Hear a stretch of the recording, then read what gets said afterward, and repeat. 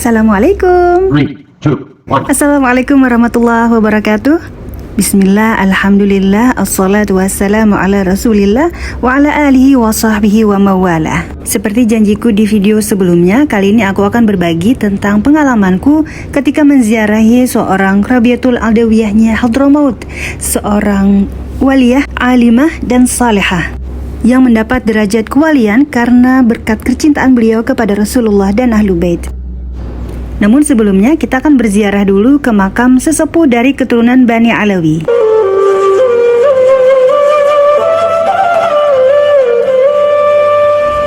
Beliau adalah Imam Ahmad Al-Muhajir yang merupakan sesepuh dari keturunan Bani Alawi. Beliau memiliki jasa yang sangat besar bagi semua anak cucunya sebab beliau rela meninggalkan tanah air dan kekayaannya untuk menyelamatkan akidah keluarganya dari orang-orang yang tidak bertanggung jawab. Beliau hijrah dari Basrah, Irak menuju Madinah Al-Munawwarah hingga sampailah ke Hadramaut dan menetap di kota Tarim. Hal ini beliau lakukan demi menjaga akidah Ahlus Sunnah wal Jamaah. Beliau dimakamkan di atas bukit di desa Husaisah, di atas lereng bukit yang sangat tinggi. Bukit yang sangat natural, klasik, dan terlihat unik. Makam ini merupakan salah satu tempat sakral yang menjadi sasaran utama para pendatang untuk berziarah. Banyak sekali keistimewaan makam Imam Al-Muhajir, di antaranya di samping makam beliau terdapat lubang yang dipercaya warga jika penziarah berdoa dan memanggil nama seseorang di sana dengan izin dan kuasa Allah Subhanahu wa taala, orang yang dipanggil dapat berziarah ke Hadramaut insyaallah. Mudah-mudahan tadi yang ulun panggil nama-namanya seluruh yang bertitip doa lawan ulun bisa ke ziarah Tarim dan kabul segala hajatnya, hajat dunia dan akhirat. Sayangnya pada saat itu aku tidak mendapat kesempatan untuk memvideo ataupun memoto keadaan di dalam makam karena banyak sekali penziarah yang ada di dalam.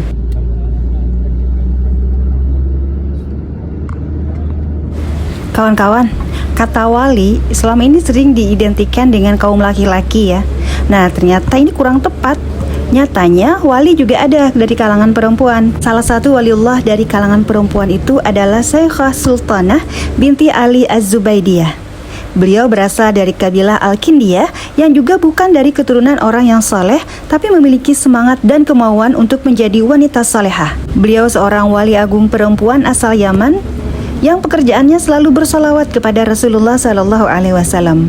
Bahkan saking hebatnya, tidak ada pekerjaan lain kecuali bersolawat kepada baginda Nabi, kecuali saat sedang salat. Nah, makam beliau berikut inilah yang akan kami kunjungi. Syekhah Sultanah meninggal tahun 812 Hijriah. Beliau ternyata tumbuh besar di keluarga Badui yang kesehariannya akrab dengan mengembala hewan dengan kepribadian yang kuat serta sifat-sifat lainnya yang terdapat pada diri penduduk Badui. Walau demikian, Sultanah tidak seperti kebanyakan anak-anak sebayanya. Dia tenang dan lebih senang menyendiri dari keramaian teman-teman sebayanya yang bersifat kekanak-kanakan. Sehingga ketika usianya berangsur dewasa, dia mulai tidak menyukai tradisi kehidupan Badui yang diwarnai dengan kekerasan dan kezaliman. Selain itu, ia juga mulai menyelusuri jalan fitrahnya yang menuntunnya kepada iman dan membawanya kepada ketenangan jiwa. Area makam beliau disebut dengan Hautah Sultanah. Untuk menuju makam tersebut kami berjalan cukup jauh dan pada saat itu cuaca sekitar 42 derajat Celcius.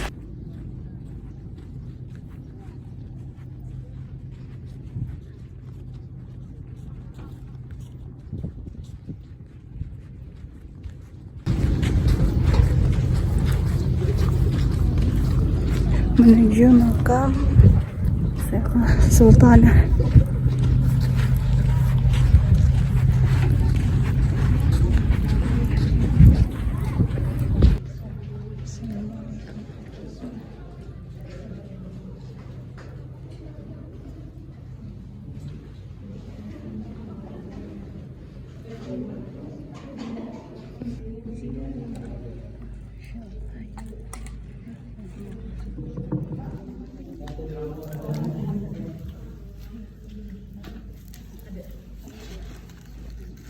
Bismillahirrahmanirrahim.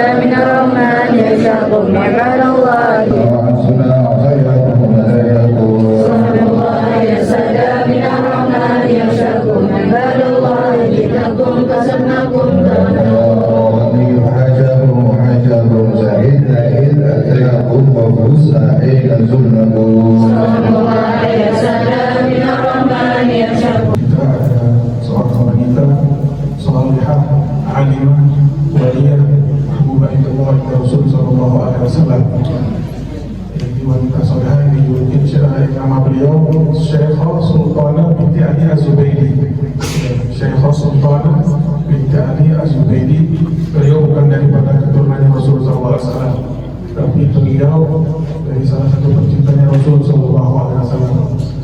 Sampai beliau pernah berkata, aku rela tubuhku dipotong-potong dan dibagikan kepada keturunannya Rasulullah SAW untuk dimakan kalau memang mereka tidak punya makanan. Jadi aku rela dimakan, dimakan kedua cucunya Rasul bisa hidup. Setelah beliau bisa bermimpi ketemu dengan Rasul SAW. Ada yang meriwayat mengatakan bertemu dengan Nabi Khidir dan ditanya, kamu minta apa? Pengen apa? Akhirnya beliau meminta, aku ingin sering ketemu dengan Rasul SAW secara Allah. Ya, permintaan yang tidak kamu tanggung. Dan setelah beliau sering bertemu dengan Rasul SAW secara Allah di rumah beliau, di kamar beliau. Dan sampai sekarang rumahnya masih ada. Yang tadi yang pegang kunci ini itu tempat rumah beliau. Tapi beliau ini tidak menikah, yang menjaga dari keluarga beliau sekarang. Beliau ini selama hidupnya tidak pernah menikah sama sekali. Tapi beliau bukan tidak dilamar orang, bahkan banyak para ulama, para aulia datang ingin melamar beliau. Bahkan Al-Habib Abdurrahman bin Muhammad As-Segaf sendiri datang menemui Syekh Sultanah, melamar beliau, ingin menjadikan Syekh Sultanah menjadi salah satu istri beliau. Tapi apa yang dijawab oleh Syekh Sultanah, Habib Abdurrahman, aku bukan ini suatu kehormatan, aku diminta oleh antum biar menjadi salah satu istri antum, tapi anak minta maaf untuk di dunia ini anak tidak bisa menerima, karena di dunia ini anak ingin fokus hanya untuk ibadah kepada Allah Subhanahu Wa Taala. Kalau emang itu takdir, insya Allah kita akan menikah di surga.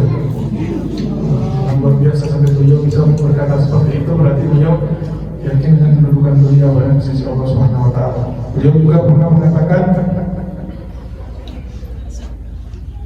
aku mengetahui seluruh derajat para wali di zamanku.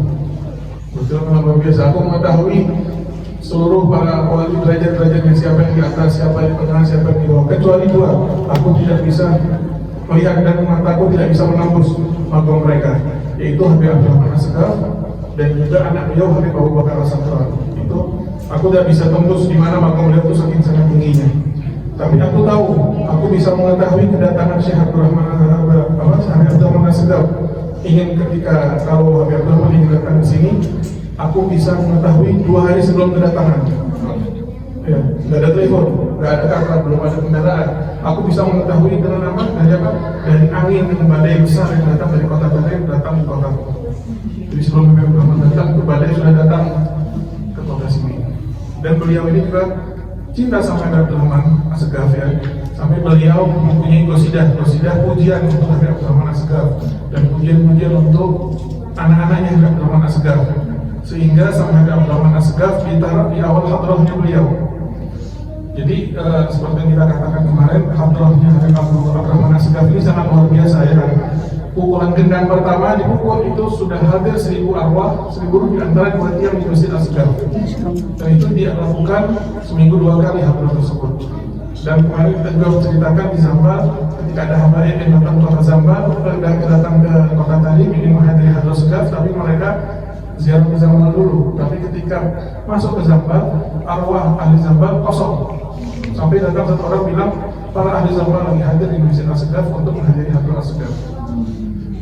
Tapi Abdurrahman As-Segaf menaruh qasidah, qasidah Syekh Sultan ini di awal hadrahnya beliau, dan dikatakan ketika awal hadrah itu dibunyikan, pintu langit itu dibuka, dan awal hadrah itu dibacakan qasidah-qasidah Syekh Sultan. Jadi qasidah Syekh Sultan itu bisa membuka pintu langitnya Allah Subhanahu Wa Taala. Jadi banyak orang tadi biasanya kalau tidak bisa menghadiri awal hadrah sampai akhir, mereka hadir awal hadrah saja, di mana qasidah-qasidah Syekh Sultan ini dibacakan, di mana pintu langit dibuka, doa di situ dijawab oleh Allah Subhanahu Wa Taala. Dan Syekh Sultan itu sering hadir di Tarim untuk menghadiri hadrah Segaf. Kalau kita melihat di masjid As-Segaf itu dulu dia masjidnya sekarang 2 masjid menjadi 1 ya. Jadi Syekh Sultana dulu kalau hadir Hadrah Segaf, beliau duduk di sebelah masjid bagian kanan. Akhirnya datanglah rombongan Masjid Asgaf, akhirnya tertutup pintu-pintu dan dibuka oleh Habib Rahman Asgaf pintu kecil di samping Masjid Asgaf di bagian kiri, ya di mihrab bagian kiri. Nah di situ pintu kecil, tapi subhanallah pintu kecil itu bisa dikatakan punya karamah yang luar biasa. Kadang orang besar bisa masuk keluar masuk dari pintu itu. Dari pasar, misalnya dari para habaib yang lain kalau ada acara biasanya masuknya dari pintu situ. Kalau kita ke Masjid Asgaf kita bisa melihat pintu itu, pintu yang sangat kecil, sempit, tapi seluruh orang yang besar badannya, yang tinggi badannya bisa masuk dari situ. Nah disitulah setiap Hadrah Asgaf, Habib Abdurrahman membuka pintu itu biar apa? Untuk Syekh Sultan datang untuk mendengar Hadrah Asgaf. Luar biasa karena cintanya tadi, tetap perhatian Habib Abdurrahman Asgaf kepada beliau. Bahkan kalau Syekh Sultan tidak hadir, tetap ada di sini, pintu itu dibuka, suaranya sampai di sini. Ya, dijuluki juga Syekh Sultan ini Rabi Adul Adawiyah Hadromo. Jadi kebanggaan orang Hadromo, kita juga punya wanita soleh yang terkenal seperti Rabi Adul Adawiyah yang ada di mana di Syam kalau sekarang. Basra di Iran sana. Sampai sebetulnya orang itu jadi kebanggaan. Dan ini menunjukkan bahwa apa? Seorang wanita bisa menjadi wali besar di Bethlehem. Bukan orang wanita saja, bahkan perempuan bisa jadi orang besar dekat di sisi Allah Subhanahu Wa Taala. Dan juga di Hadramut sini tidak ada acara hall untuk perempuan, yang laki itu nggak ada. Kalau untuk para laki itu nggak ada. Cuma beberapa habaib yang diadakan hallnya bagi perempuan. Tapi Syekh Sultana ada hallnya. Ya, satu-satunya perempuan waliyah yang ada hall di Hadramut itu Syekh Sultana. Berkat cintanya beliau kepada keturunannya Nabi Muhammad SAW sampai inilah yang beliau dapatkan dari hadiah dari Rasul SAW.